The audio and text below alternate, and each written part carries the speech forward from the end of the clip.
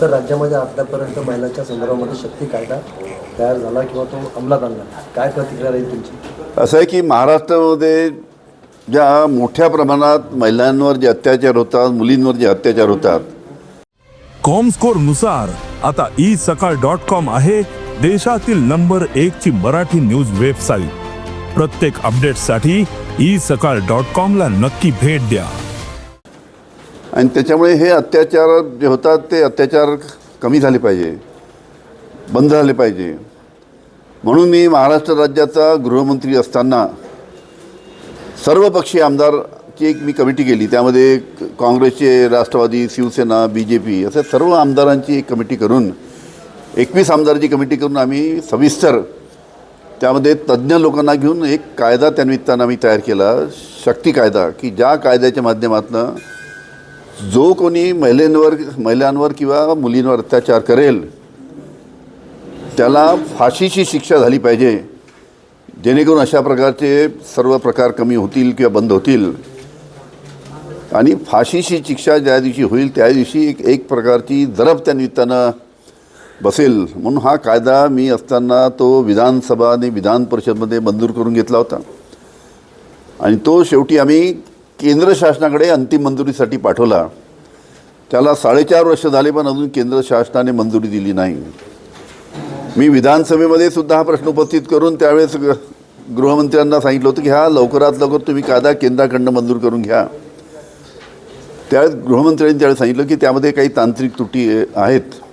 तर मी परत गृहमंत्र्यांना विनंती करतो देवेंद्र फडणवीसला की त्यांनी ज्या काही शक्ती कायद्यामध्ये तांत्रिक त्रुटी असतील तज्ज्ञ मंडळीशी चर्चा करून त्यामध्ये काही थोडी दुरुस्ती करून तो कायदा लवकरात लवकर महाराष्ट्रामध्ये लागू करावा, जेणेकरून अशा पद्धतीनं महिलांवर अत्याचार करणाऱ्या आरोपीला त्याला फाशी देता आली पाहिजे. या पद्धतीनं तो कायदा लवकरात लवकर महाराष्ट्रामध्ये त्याची मंजूर करून अंमलबजावणी करावी, अशा पद्धतीची मी राज्य शासनाला आणि गृहमंत्र्याला विनंती करतो. अधिवेशनामध्ये मुख्य प्रश्नांना बगल देण्यासाठी जे इतर वातावरण राज्यामध्ये घडत आहे असं वाटतं? असं आहे की ज्या पद्धतीनं राज्य शासनामध्ये असलेलेच काही मंत्री,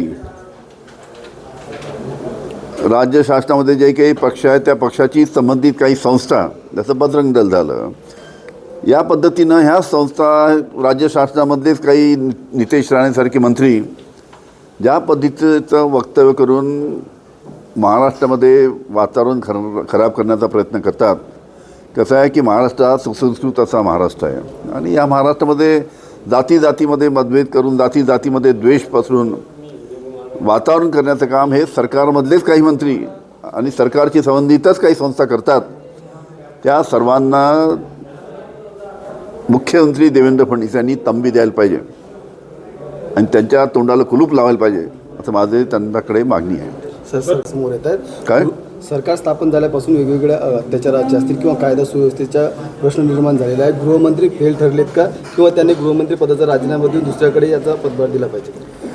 असं आहे की ते ज्या पद्धतीच्या कायदा सुव्यवस्थेची परिस्थिती संपूर्ण महाराष्ट्रामध्ये आहे, ज्या पद्धतीनं कोल्हापूरला दंगल झाली, मिरजला दंगल झाली, अनेक ठिकाणी दंगली झाली, आता परवा नागपूरला झाली, महिलांवर अत्याचार होतात. त्याचबरोबर भर दिवसा ढवळ्या खून होतात. नागपूरला मी सांगितलं ना 3 दिवसात 4 खून झाले. पुण्याची कोयता गँग, अशा पद्धतीचे प्रकार आहेत. गुंडांना संरक्षण देण्याचं काम चालू आहे. बीडसारख्या जिल्ह्यामध्ये गुंडांना जर तुम्ही संरक्षण द्याल तर तिथे गुंडगिरी वाढणारच आहे, महाराष्ट्रामध्ये गुंडगिरी वाढणारच आहे. या सर्व बाबीवर गृहमंत्र्यांनी लक्ष द्यायला पाहिजे, ही माझी त्यांच्याकडे मागणी आहे. लक्ष देऊन त्यांनी ह्या सर्व कायदा सुव्यवस्था महाराष्ट्राची कशी सुधरेल याकडे लक्ष द्यायला पाहिजे. सर, पवार कुटुंब एकत्र येत आहे, आपल्याला वाटते का की शरद पवारांनी अजित पवार यांचं मनमिलन होईल? अरे पण लग्नात घरगुती लग्न आहे ते एकत्र जाणारच आहे, सगळेच जाणार आहे. घरगुती लग्नामध्ये जर सर्व एकत्र गेले तर का मनोमिलन होते का? चला, आता आमचा पक्ष वेगळा आहे आणि अजित पवारांचा पक्ष वेगळा आहे. ते त्यांचा पक्ष वाढवतील, आम्ही आमचा पक्ष वाढवू. मनोमिलन झालं पाहिजे असं वाटतं. डॉक्टर साहेब जेव्हा आरोप झाले गृहमंत्री असताना त्यावेळेस आपण पटकन राजीनामा दिला. पण धनंजय मुंडेंच्या बाबतीत राजीनामा घेण्यात अजितदादांना एवढा वेळ का लागला? नैतिकता विसरले का? कसं आहे, शेवटी तो अजितदादा त्यांच्या पक्षाचे ते आमदार त्यांना तो निर्णय घ्यायचा होता. सर्व राज्यातनं मागणी होत होती, पण शेवटी त्यांनी निर्णय घेतला.